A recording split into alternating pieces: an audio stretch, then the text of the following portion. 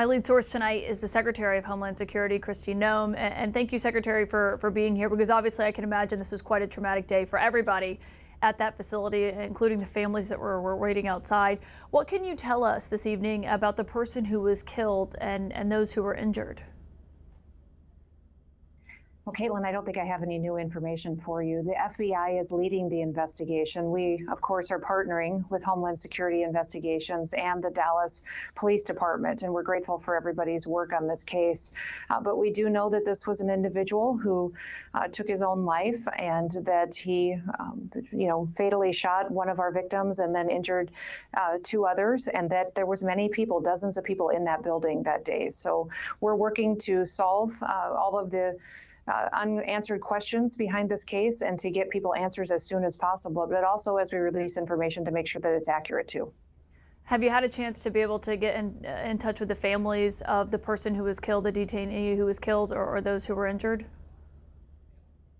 You know, that hasn't been given to me as information yet because the FBI is leading this investigation, but have been involved from within 5 minutes after the shooting occurred, was immediately alerted by our field director there and through our ICE leadership. And we've been engaged all day in making sure that we can get people as much assistance as they need, but also make sure that these law enforcement investigators have the ability to do the type of work that they need to do. So they're currently assessing the building. We know that there was bullet holes all over the building. It wasn't just targeted at one specific area or through a window, that he showered the building with bullets and was very much focused on hitting anyone that he could inside and making sure that they were victims of his attack. And you mentioned the information coming out, wanting to make sure it's all accurate. Just given that some of the information has changed as we've learned more today, is your understanding still this evening that no ICE agents or law enforcement officials who were there were shot or injured as a result of this? Yes, that's still what we believe to be true. And our law enforcement officers, we've contacted all of them and they are safe and not injured at this time. Although I would say going through something like this is very traumatic for individuals. If you talk to anybody who's been in a violent situation like this, it changes you forever. And this facility was a target about a month ago as well, with an attack. And we've seen these across the country. And it really is an opportunity for all of us to do what we can to make sure that we're securing our facilities, securing our law enforcement officers, make sure that they're able to do their work and uphold the law in a manner that allows them to go home safely to their families at night. Yeah, obviously concerns for their safety, for the safety of the detainees who were there, given the three people who were shot today were detainees. The acting ICE director said that the people who were in custody were not the intended targets of this shooting. I think some people might ask, well, given it was detainees who were shot today, what that information is based on tonight.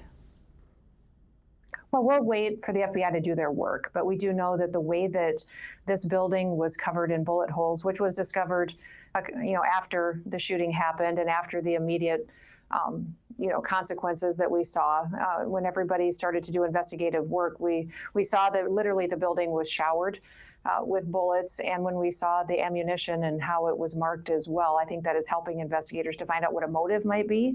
But we don't believe from the pattern that we've seen that there was a specific individual that the shooter was looking for. Okay, and the vehicle that was being investigated earlier that I mentioned with that sign on it, do you know if that did belong to the shooter here?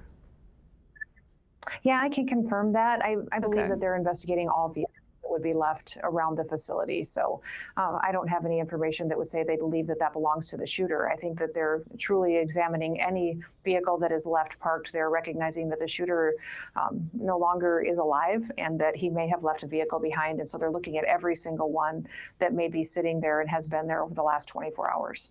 And we heard earlier that this shooter, this 29-year-old man, was on the radar of law enforcement beforehand. Do you know why he was on their radar? What had he done or what he was known for? I can't speak to that in the case at this time, but I do know that those details will be released when it's appropriate. Has anything else been revealed to you in terms of, the footage they've been able to see, in terms of him getting access to the rooftop? Or anything in terms of how he got there and when?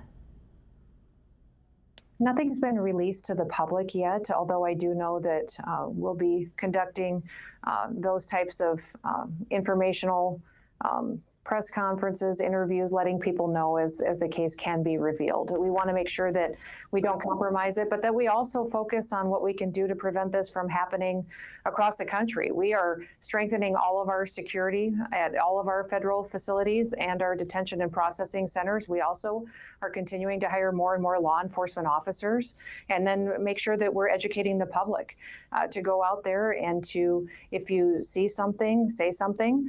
Let people know that if you think there is an individual who may be wishing to do harm to someone in this country, let somebody know, but also make sure that we're engaging with our friends and our family. This is a time for all of us to learn and to also spend time together and to make sure that we're having conversations rather than seeing warning signs and not acting on them before a tragic event like this morning happens again.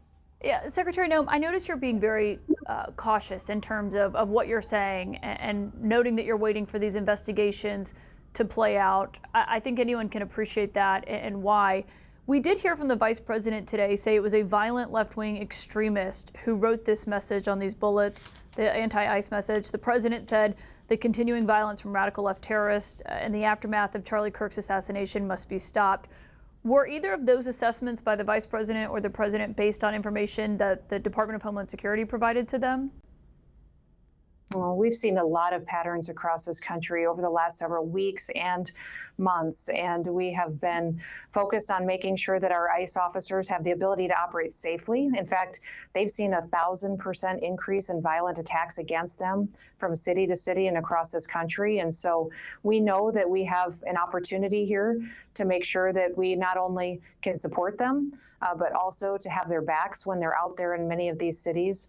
And individuals and politicians, senators, governors are demonizing them, that we have the opportunity to tell the truth about the work that they do, that what these law enforcement officers doing, they're upholding the law. They're out there literally enforcing just the laws of this country and doing it in a fair and balanced way that doesn't make sure that they're picking one person over another. They're treating everybody appropriately and making sure that the United States and our streets are cleaned up again and that we are making this country safe. I think the question is do we know if those assessments, as they were putting it, talking about this suspect here, if that was based on evidence or intelligence from DHS?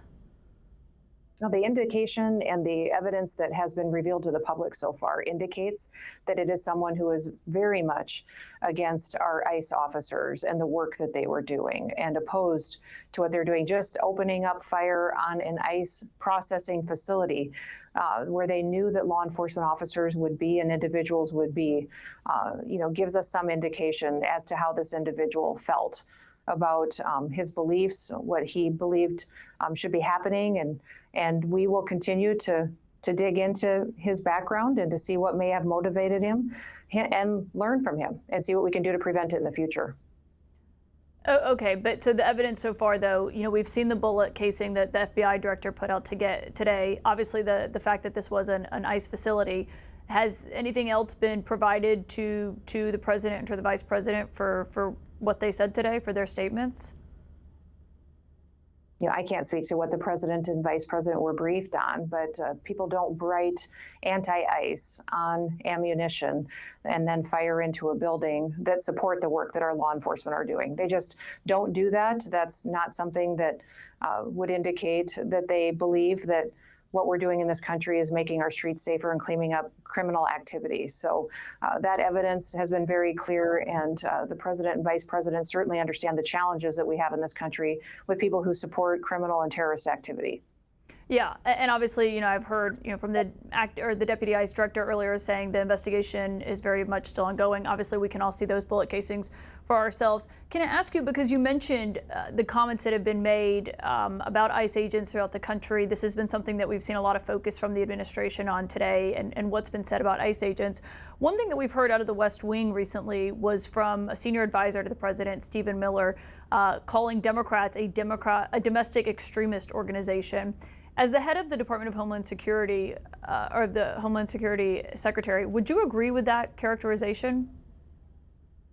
No, we certainly have seen Democrats out there take extreme positions and support radical criminal organizations. Their support of terrorists like such as MS-13 and Tren de Aragua, and seeing U.S. senators go and have margaritas with them in a foreign country to support them and their child trafficking and human trafficking exploits, I think is a tragic thing to experience in the United States. Well, Chris Van So Hollen said that absolutely, was basically a setup by Bukele.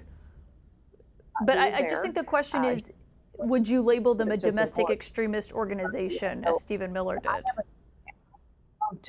I would love to see these Democrats denounce these criminals, these individuals that are out there trafficking drugs and trafficking our children, raping our girls and boys and selling them, and people that are out there committing criminal acts, robbing and murdering individuals. I haven't seen these Democrats do that, and they should. Gavin Newsom should. Tim Walz should. They should denounce these activities. Crockett. We should have all of them stand up and say enough is enough. American citizens deserve safety, and we're not going to stand behind any criminals and support them over our law enforcement officers. But as the DHS secretary, would you say that Democrats are a domestic extremist organization? Yes or no? Views are extreme and they don't align with the American people at all. And I wish that our media, and I wish reporters like you, Caitlin, would talk about the victims every day that we interact with, that we send you the stories on that you refuse to tell, about the poor little girl and baby that was strangled yesterday by an illegal criminal and died. That baby died overnight. That was the first news I got this morning when I got up at 4 a.m. Then the next news that I got was that the media had reported that a father had his child taken away from him, when in all reality, this poor little autistic girl was abandoned by her father. But CNN didn't report that, right? Right, Secretary Noem? But you know what, Caitlin, just if you guys would just tell the truth about what these criminals are and what they've done in their history. We tell the truth and make every it night. about the victim. That'd be fantastic. We send out about 5 or 6 different press releases every day correcting stories, and I'll send you the copies of the ones that you've gotten wrong that we've been able to correct. But these law enforcement officers are being demonized, and they should be supported because they have families too, and they live in these communities. Their kids go to school there. Their spouses go to work, and they just want to go at night and they're to make their community and their city safer. Secretary Noem, as you know, if we get something wrong, we correct it. But also, what you just referenced there is not something that CNN reported. And obviously, we strive for accuracy every night. Secretary Noem, I really appreciate you joining us tonight to offer an update on that investigation. Obviously, we'll continue to follow it closely and what DHS releases. Yep. Thank you, Caitlin.